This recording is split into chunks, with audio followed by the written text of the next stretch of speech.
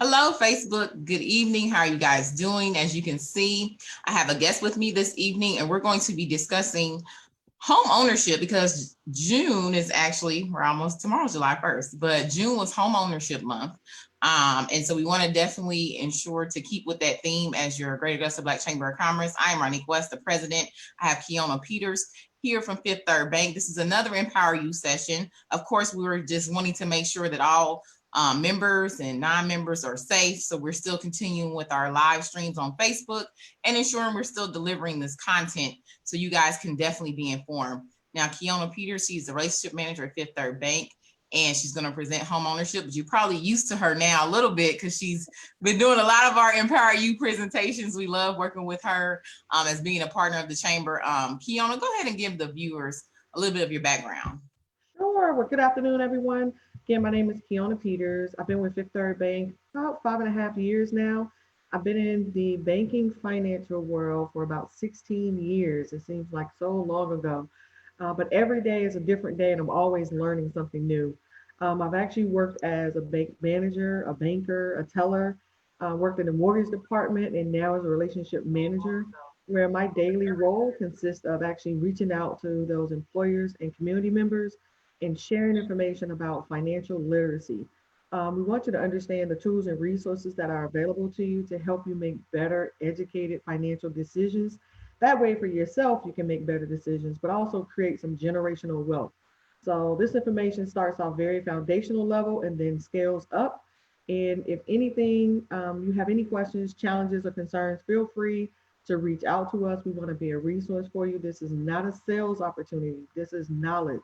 We know knowledge is power, and we want you to learn from us, but also make better financial decisions. And with that, we're excited. And as always, Monique, thanks for always including us. Yes. Okay, so I think we'll get started. Just a couple of quick housekeeping things. We do have a couple of lives coming up here next week. So we have July 9th, we'll have business credit. I know a lot of business owners have been asking for that workshop. We will do that probably at least twice before 2020 ends. So we do have a business credit workshop happening July 9th. That flyer has been posted, so look for that information. And then we also will be doing a joint candidate forum with the Augusta Chamber, and that will be on I want to say it's on your Fox 54 channel here in Augusta, Georgia, and also the Augusta Chamber channel. So we will be hosting our runoff forum as well July 14th. So that information will be out as well. Be sure you join our email list to get the most pertinent information on what we have going on as a chamber, as a lot of things are always moving with the Greater Augusta Black Chamber of Commerce. And Kiona, I'm going to turn it over to you so we'll get right into this home ownership. No problem. Thank you so very much. I am I'll going still to, be here. Just let me know if you need me. okay, I will share my screen and we will start off here in just a second. Considering home ownership. Now, this presentation should last at least 30 to 45 minutes. Again, feel free to take any notes. We also have a chat feature to where if you have questions as we're going along through the information, that you can actually reach out to Ronique and we will leave time for you to submit your questions. That way, we will make sure we answer those before we actually close out the workshop tonight. All right, our workshop goals. Of course, today we want to review the costs and responsibilities associated with home ownership. What will it cost you? What are some of the bills and fees that are actually associated with becoming a homeowner? Explore the loan repayment process, and then learn how to find out if you're financially ready to own a home. Although we tell you a payment is X amount of dollars a month, you may be able to purchase this home for a little less than $1,000 to $1,200 a month. That does not mean that you will automatically qualify for it because you can find that $1,000 to $1,200 a month in your budget. We need to take a look at your credit, your finances, and just do a complete overview, which consists of sitting down with you and having a one-on-one conversation just to make sure all of our numbers and everything do align for you. Pros and cons. A home has a long-term value. That's actually a pro. It could be a con depending on the type of climate that we're in for the market. Right now, the market is actually in a stable situation as far as we don't have a lot of foreclosures or short sales or what we call capture keys, where you would actually turn the home back into the to the bank. So right now it's a pro. It just depends on the market climate. About 12 years ago, back in 2008, totally different conversation we were having. So today, positive, this is a pro. You need to take, I'm sorry, yeah, you need to make payments towards your home. That is a pro because like anything, that does impact your overall credit score. Of course, all the positive credit you have, we strongly encourage you to keep that and maintain it because, of course, that typically your mortgage is your highest debt that's on your credit report. And if you stop making payments on it or you have late payments on it, it could really impact your overall credit score rating. You need to pay taxes on a home. That is a pro as well. And that is a great thing to have because with home ownership, property taxes are included. You'll hear some people call it escrow. It's where your property taxes and home insurance actually combined in your mortgage payment and you make one payment. There are situations where some clients prefer to pay their property taxes separately, which is fine for myself. No, because I don't want to have to budget it separately by the end of the year. That way, once I make my monthly payment, everything is included. I just look for my notification in late September of when my property taxes are due, and then in January when my home ownership is due. That way, the mortgage company takes care of it. Lastly, you can remodel your home any way you like it. That is actually true on the interior. If you live in a home that has a homeowners association, what we title HOA, there may be specific rules around what type of external remodels or different changes that you do to your home. There may be, and there are particular rules around that as to mailbox height, different colors, awnings, just different things that you can do, different types of flowers, grass, or as we say, sod, um, different flowers. There are different things that certain neighborhoods have in place, and that's just to protect the overall neighborhood itself, just to keep the value there. I will tell you, I've lived in a neighborhood with the HOA, and it was a great experience from keeping my home value there, because once we sold the home, we made a substantial profit off of it, but I've also had the other experience of just being, as I say, micromanaged with the HOA, which I felt like was a bit much. We made money off that home we sold as well. I just felt like it was just way too much pressure of meeting some of the HOA requirements. But please do your research. It is recommended. That way you'll know what you're getting into. And then also talk to a few neighbors if you like, just as some pointers and heads up. The pros and cons of owning a home. A home has a long-term value. Of course, the home value may go up over time. Con, it could go down over time. Again, it just depends on your neighborhood. If there are a lot of foreclosures where people just get up and move out of their house because they can't afford to pay for it, that could actually impact your overall home value. You need to make a payment towards your home. Of course, every monthly payment, there's a portion of it that goes to principal, and of course, it gets you closer to owning the actual home.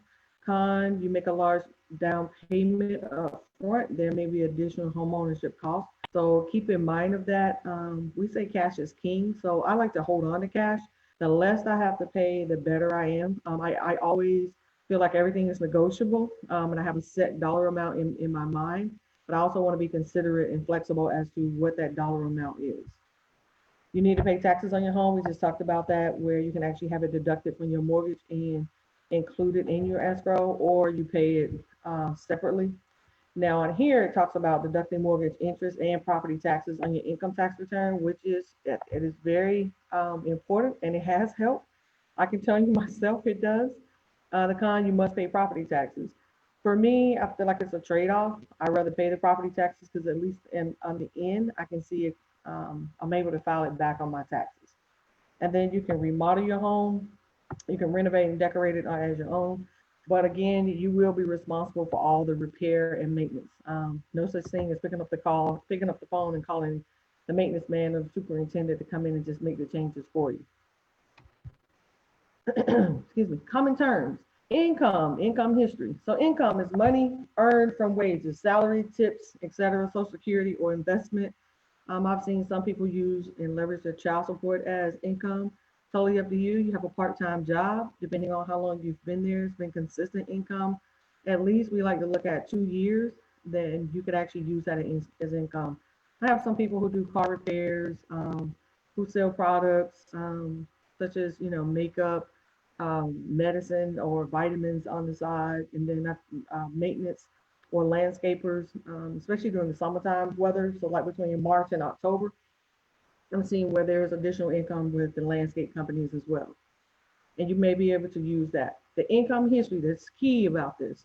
You need proof of the employment. So if you're receiving cash, it may be challenging to prove it unless there's a consistency of the deposits.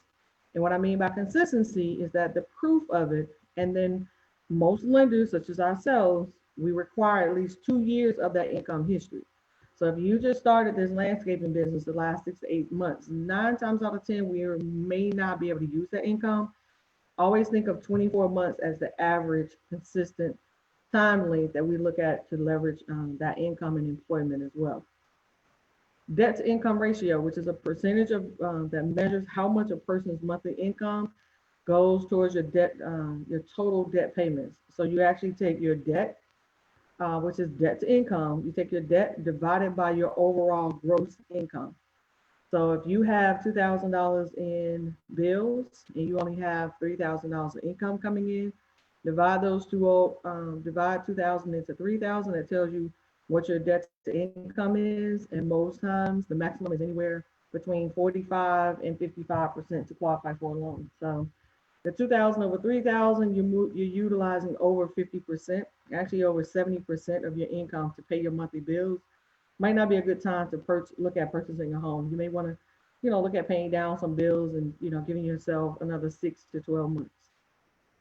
Credit score, which is a 3-digit numerical score that predicts a person's ability to repay loans. This is very important as it relates to making your monthly payments on time and keeping that positive credit positive.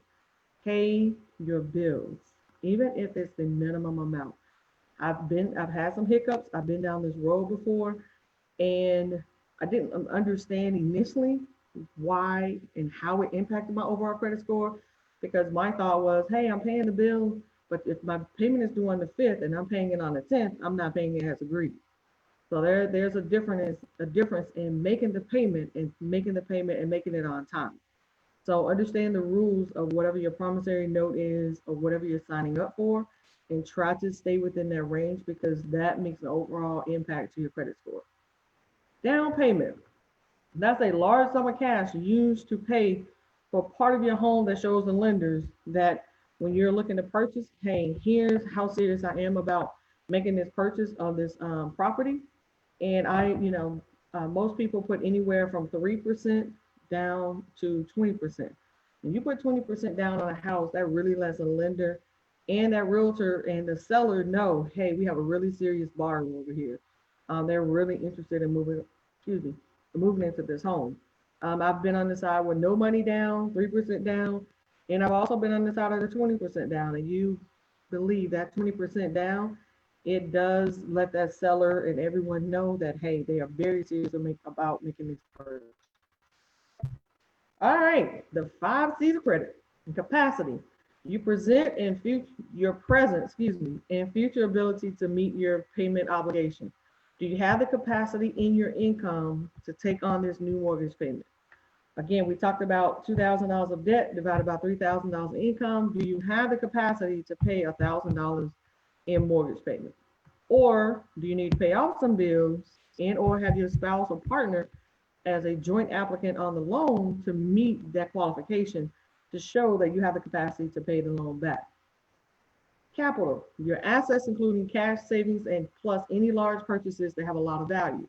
Investments, property, or something that you can sell quickly for cash. What do you have that's of value? If you don't have anything, most people think even a car. A car can be of value. I have one now that's in my yard that I told my husband he has about 45 days to sell. Otherwise, I'm selling it because we're sitting here paying a storage bill on it because we have no use to actually driving it, and we need to get rid of it. We don't use it any longer. But when looking at your capital, what are some of your assets that you have? You have 401k. Do you have any cash in the bank? You have some savings in the bank? Have you inherited any type of life insurance, any type of inherited any type of jewelry, anything that has value that maybe you can cash in that you can use as capital? You want to take a look at all of that.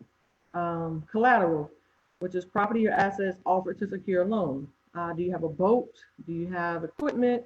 Do you have another home that you're looking to sell that you can take part of those profits and use as collateral to actually to purchase a loan with? Character, your history of delivering on commitments. For myself, my definition of my credit report describes my character. Before, my credit report was about 12 pages. Today it's only 2 pages, front and back. So that tells you I don't have a lot of bills, I don't have a lot of debt, and that was my overall goal. And it took me a long time to get there, but I can honestly tell you, 12 pages to basically 1 page or two, the front and back of 1 page is awesome to me. It's not like a booklet anymore. I felt very proud the first time I received that because it was almost like I graduated from the debt field to where it's like, okay, now I show that I'm responsible. It shows a different type of character when I do go to the bank and say, hey, if third I need to borrow money for a house, a car, whatever the case may be, I can have a different conversation. Conditions, which is the purpose of my loan, what are some of the terms on it, and the factors that may affect my ability to repay. What are some of the conditions on it? I may go in and say, hey, Fifth Third, I need to borrow $5,000 and I want 60 months to pay it back. That's 5 years. Fifth Third may say, well, Kiona, based on your credit report and some of the hiccups you've had, we can grant you the 5,000. We're just going to have you pay it back in 36 months. That's a smaller 2 year window, but that means that my monthly payment will be higher. And it just depends on what your overall credit looks like, what your credit score, and what your character of your credit scores come out to be. A lot of those are factored and reviewed by our underwriters, and they will actually make an actual guess as to, hey, based on what we've seen in the past, here's some things that we would like and recommend for the client. Financial action plan, spending. Christina's divorced mother of two. Her son Theodore is 10 years old. She has a full-time job, but she also works part-time on the weekends. She created a spending action plan so she can see what her current expenses are and what she regularly spends money on, which are, and I love this slide because we're looking at needs versus wants. So total expenses 1755, and her biggest bill over here I see his credit card. She doesn't have a student loan. She doesn't have or doesn't receive court or child support, which is good. Clothing, she does good. Even to have a 10-year-old son, that's really, really good. Groceries, transportation, household expenses. I see she has a car payment. I'm sorry, car insurance, excuse me, of 100. She has a rent payment. So rent payment is only 300. So me, it seems like she's living with someone, but that's a great amount. So 1755.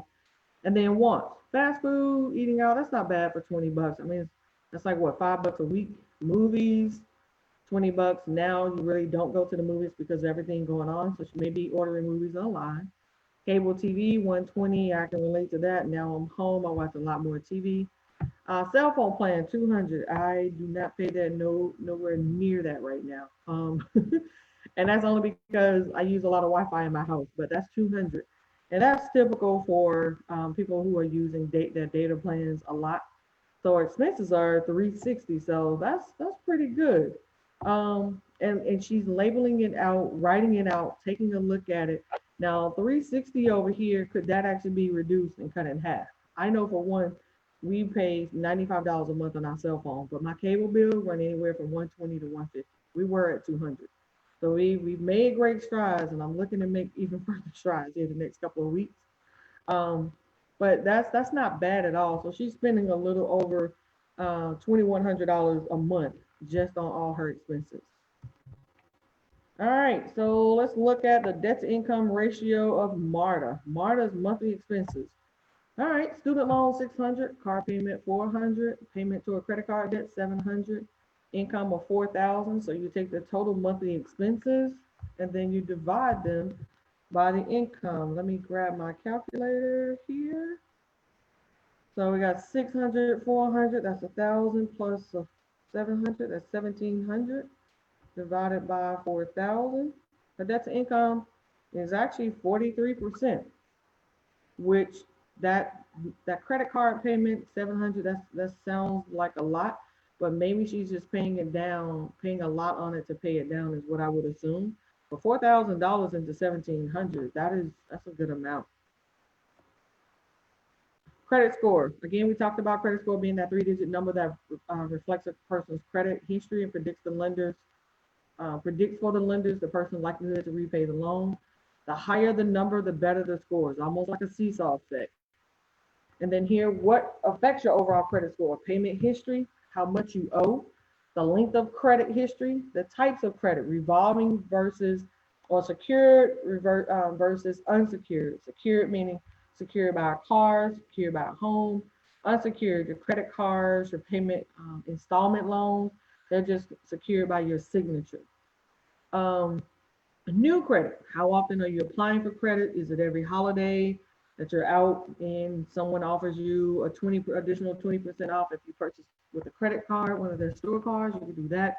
I do not buy into that. I did years ago, over 25 years ago. Got me into a lot of credit card trouble, but I will tell you today, I do not do that at all. I don't buy on impulse or I don't go emotionally shopping any longer. So that has kept me out of trouble. How do I check my credit score for a fee? You can get your credit score at myfico.com. There's a free copy of your credit report at annualcreditreport.com. Again, that's annual credit report, all spelled together, lowercase.com, not my annual. And that is a free copy you receive once per year. What determines my credit score? Data on your, Data on your credit report, which is created by the credit bureaus. We have three of those: Equifax, TransUnion, and Experian. If you don't know, haven't seen it before, doesn't know what it looks like, I do encourage you to pull them up online, share, or take a look and do research. Share this information with other family members who may not know, and those who do know, feel free to ask. I will tell you, I have family members that do ask me now. I've had other family members that say, "Oh, I want you to take a look at my credit and help me out with it." And it's like, "Okay, when are you ready?" "Oh, well, you can't just, pull it up on your own." "No, that's your social security number. Come in, set an appointment. If not with myself, with a banker, sit down. Let's take a look at your credit report. Let's figure out what's on there, because 9 times out of 10, there's something on there that's not current or fraudulent. And you want to keep an eye out on it because criminals are always at work. They are always on. So you want to just also look just to make sure information reported about you is you. As I always say, I don't need a second Kiona Peters. All right. Home buying costs. Looks very simple right here. Down payment plus miscellaneous costs plus your closing costs can get you into a home. Now let's break down the down payment costs. Again, down payment is initial cash payment toward the purchase of your home. It typically ranges from 3% to 20%. So Marta wants to buy a house that costs $80,000. See how having a down payment can affect her interest rate and other costs. So you have scenario one. She does not have any cash saved for the down payment, so she'll need to borrow the full amount. That's an interest rate of 5% with zero down. Scenario two, she has $20,000 for a down payment. She only needs to borrow $60,000 from the bank. So look at that. Down payment of $20,000, interest rate of 4.5%. That's not bad, but is it that big of a deal for 0.5% off? Let's take a look. Let me just move my slide over so I can see, because I can't see the bottom half of that. Says at the end of the first year, she would have paid, I'm trying to see the interest amount. Hang on. So for 0% down, she would have paid $3,900 in interest. And then for the 20% down, she would have paid $2,700 in interest. That's $1,200. That's like an extra $100 a month. So would I put down $20,000 myself? I don't know that I would do that.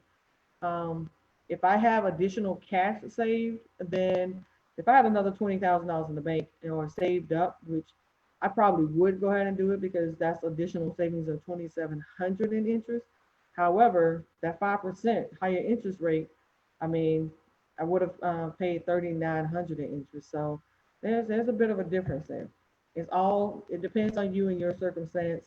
Do you have any cash flow to fall back on? And then just, what are your strongest beliefs? Can you make that additional $1,200 up in interest by paying additional 100 towards your principal payment? That could be an option for you as well. Home buying costs. So you have your miscellaneous costs. You have your credit check. Then of course you have your earnest money, inspection costs. So credit check normally can be anywhere from 150 to 300. Earnest money I've seen as low as 500.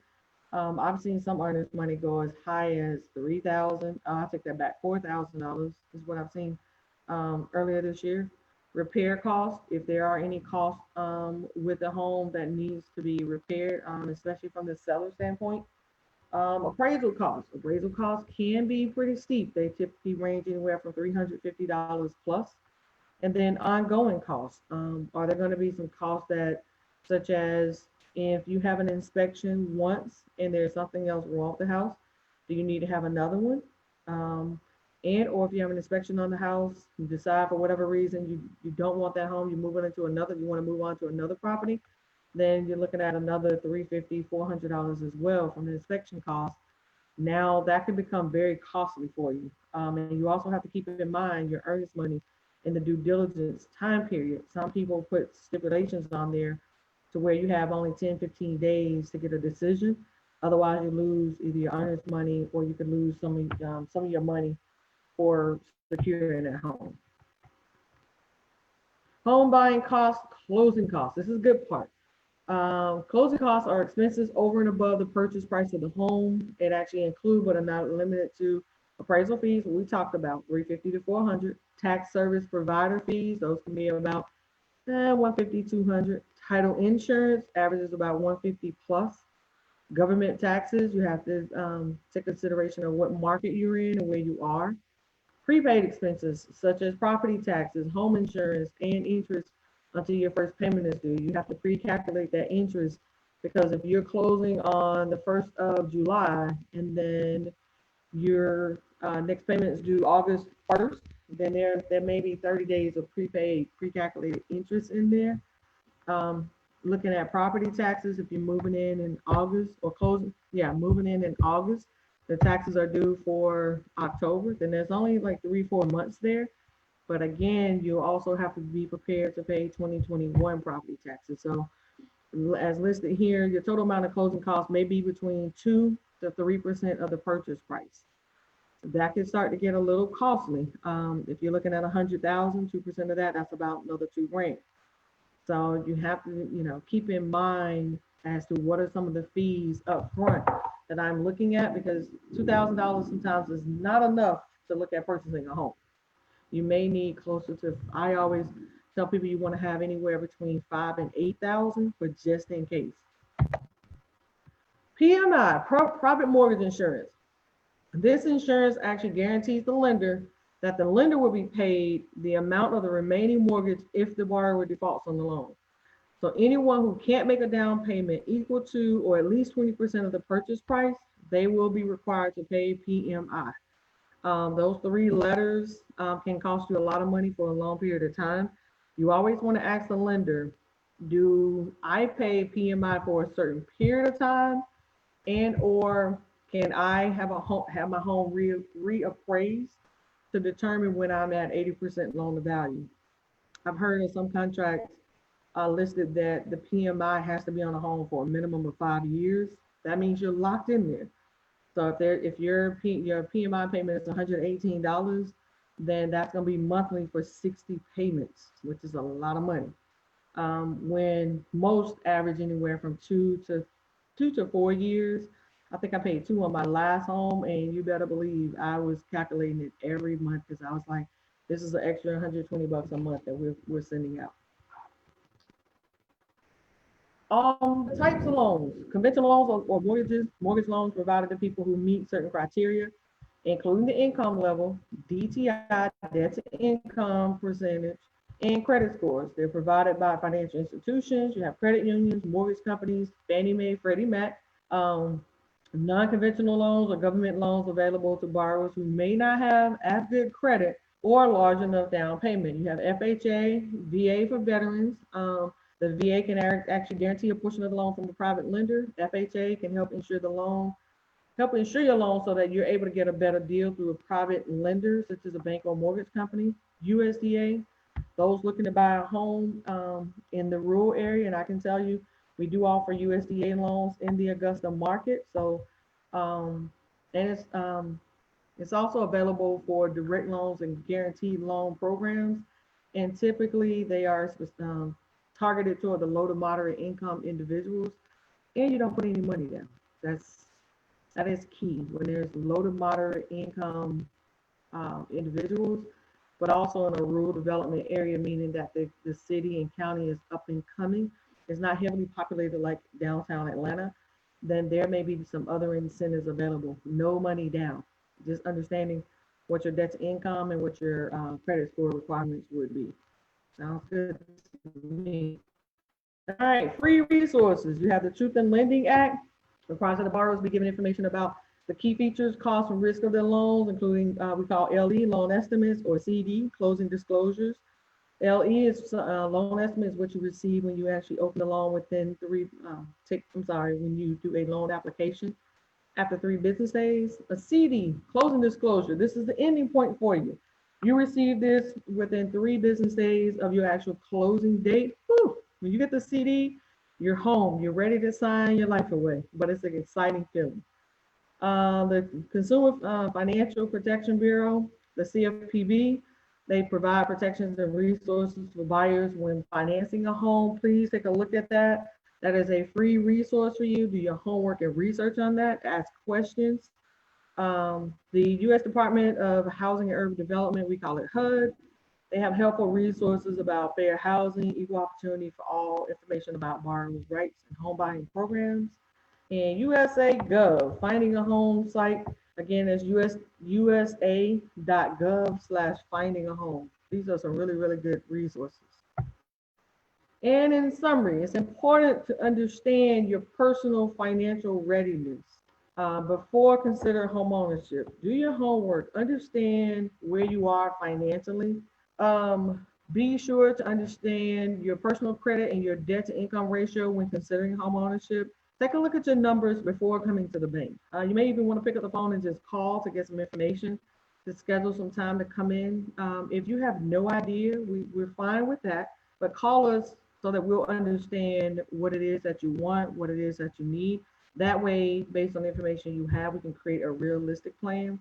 And then lastly, you must thoroughly review all the associated costs with homeownership before beginning the purchase, the process of purchasing a home. The last thing you want to do is have $2,000 saved up and you think that's all you need to purchase a home. I can almost promise you you'll probably need more than that, even with 100% down payment. And that's just in case. I mean, between the inspection cost and the appraisal cost and application fee, you may spend almost $1,000 there, let alone earnest money, unless you're looking at your earnest money being 500 to 1,000. And some contracts require a specific amount. So, even when you're considering looking at talking to some realtors, pick up the phone and actually call them and ask, hey, I'm totally new to the process. I'm looking for a home. What are some things I need to be considerate of as I'm looking to leverage your no down payment or your USDA loan process? And or I have $5,000 to work with. What do you realistically think I can do with that? So those are just some food for thought items for you. I hope this information was very helpful for you. And now I will actually turn it back over to Ronique to see if we have any questions for you.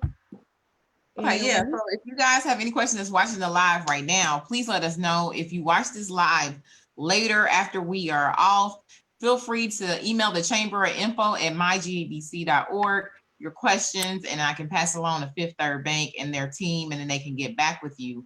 Now, I did go ahead and go through some housekeeping earlier, just to remind you guys, we do have the business credit workshop coming up, as well as we will be doing a candidate forum with the Augusta Chamber of Commerce as well here soon on July 14th. So make sure you stay tuned to the Facebook page. We have a lot going on, and that's just half of July. So I didn't go through everything, but you make sure that you go ahead and sign up for our email list at Linktree /MyGABC. I will put that in the comments just in case you don't have that. You can sign up for our email list and you will get emails from us as well. And if you want to join the chamber, go to www.mygabc.org. We do have monthly membership now. A lot of people are taking advantages of that monthly membership. So welcome to all the new members as well. So we're happy to have you and just continue to look out for a lot of great things coming from the chamber. Kiona, do you have any last words for everyone or any additional information? This is a great homeownership presentation. I'm trying to think of anything else that I could think of that to kind of add to the conversation. I think warranty. I don't know. I don't know if you heard about that. Now I know if you're new to home ownership, I would suggest getting a warranty. It's kind of lovely just to pay for one thing. If something breaks down, you pay like one flat fee. You ain't got to worry about it. So that would be one thing I will ask. You may want to add that to your cost of what to save as you close, so you can pay for your warranty for the year. Right. No, and that's absolutely, I totally agree, because when you move in something, we want something that could pop up. I mean, even if you decide, hey, I want to get an older dishwasher for now and I'll come back and I'll buy something later, get the home warranty, because the last thing you want to do is spend, $5,000-$6,000 to move in the home, and now you have an additional $1,000 cost because you're like, hey, I did get a chance to even finish, decorating my home, much less now I have an extra fee to pay. So the home warranty is very, very significant. And please write down the list. As we say, write the list down, check it twice, take a look at it, and then ask, friends who have bought a home, and even ask the banker and the mortgage lender, what else are some things that I can actually consider when making a home purchase. So with that, we hope you learned something. I try not to go too fast over the process, but this was very, very informative, especially with the debt to income, because most people have no idea what DTI even stands for. So, but yeah, just take the information, learn as much as you can with it, but please give us a call. We'd love to be a resource for you. It's not a sales opportunity. We just want to be as very informative for you and making the right home decision as possible. Yes, I agree. So thank you so much for this awesome presentation. Once again, I know we'll have another one come July. So that flyer will be coming out here soon as well. I can't remember the topic off the top of my head, but just be looking out for Fifth Third and Empower You session as well for the month of July. So everyone have a great day, and make sure you can contact us at www.mygabc.org. And remember, we are one community and one voice. Yes, ma'am. Thank you much.